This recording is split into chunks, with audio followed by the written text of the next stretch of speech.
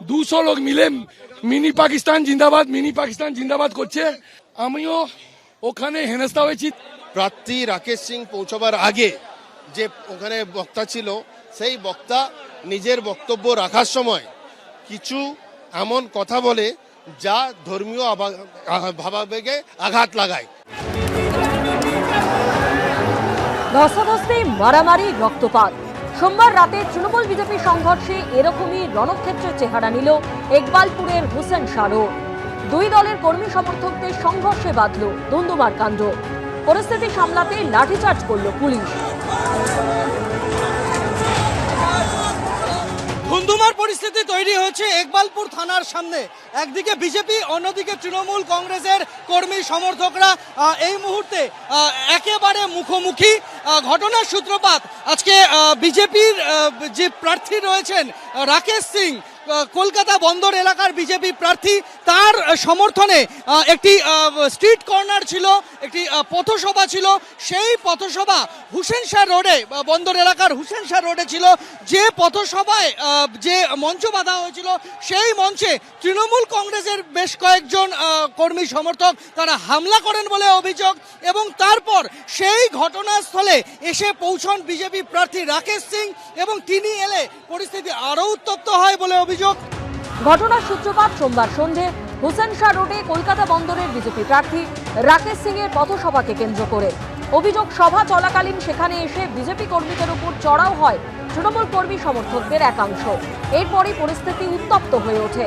পুলিশের বিরুদ্ধে সরব হন বিজেপি প্রার্থী রাকেশ সিং। দেখুন আমার মেয়েকে কিভাবে মারলো। আইপিএস মেরেছে, আইপিএস মেরেছে।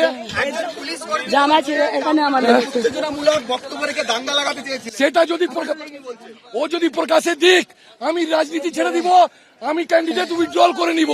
এই টিএমসি দালাল, এই পিপি দাস, রাজীব দেব, আপনারা সবাই দেখেছেন ওদেরকে এখানে জড়িত করে এই সব জিনিসটা করানো হয়েছে। তৃণমূলের পাল্টা অভিযোগ, বিজেপির উস্কানিমূলক বক্তব্যের কারণে স্থানীয় বাসিন্দাদের একাংশ ক্ষেপে যায়। বিজেপির মিটিং ছিল, প্রার্থী রাকেশ সিং পৌঁছবার আগে যে ওখানে বক্তা ছিল, সেই বক্তা নিজের বক্তব্য রাখার সময় কিছু এমন কথা বলে যা ধর্মীয় ভাবাবেগে আঘাত লাগায়। তারই প্রতিবাদ সেখানে তৃণমূল কংগ্রেসের কেউ না, স্থানীয় মানুষ এলাকার প্রতিবাদ করে, এবং সেখানে একটা তর্ক বিতর্ক সৃষ্টি হয়।